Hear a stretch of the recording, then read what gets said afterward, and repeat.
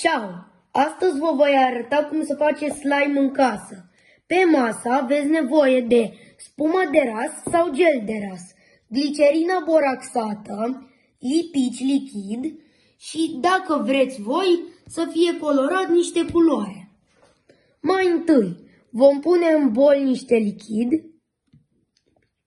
lipici,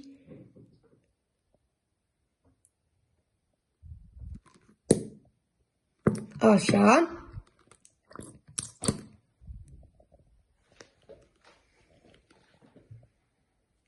Al doilea pas. Puneți puțină apă, puțin, doar câțiva stropi, să nu iasă prea apos. Atât ajunge.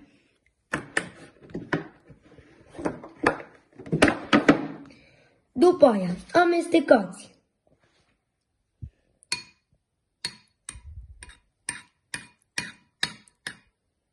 Nu trebuie să amestecați nu știu cât, puțin doar.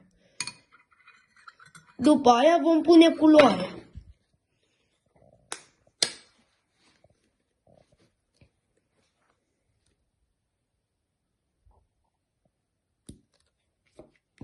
Amestecați.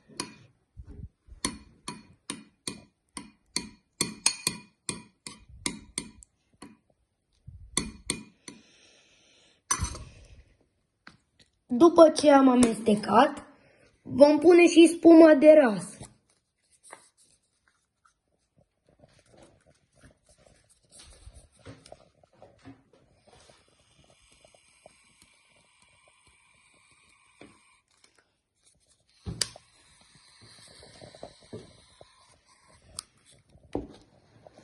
Vom amesteca.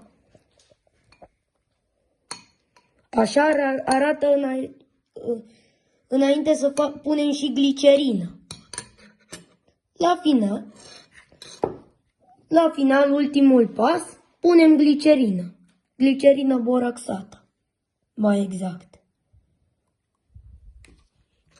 Asta va întări slime-ul și îl va face gumos. Amestecăm. Putem să mai punem. După cum vedeți, deja a ieșit gumos cât de cât.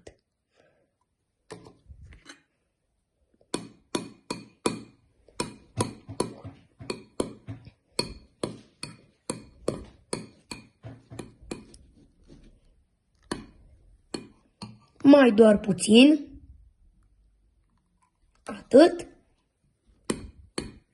Nici prea multă nu trebuie, fiindcă atunci vom face slime-ul prea activat.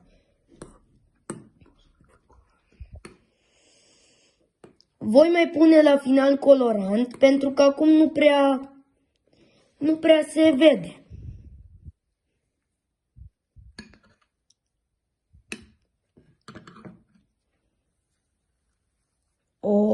Deja aproape a ieșit. Prima dată se va lua pe mâini, dar pe măsură ce vă jucați puțin cu el, nu se va mai lua. După ce am mai amestecat în jur de 1 minut, mai tare, acesta este slime-ul. La început, cum am zis, se va lua puțin pe mâini, dar dacă vă jucați puțin, e foarte bun. Distracție.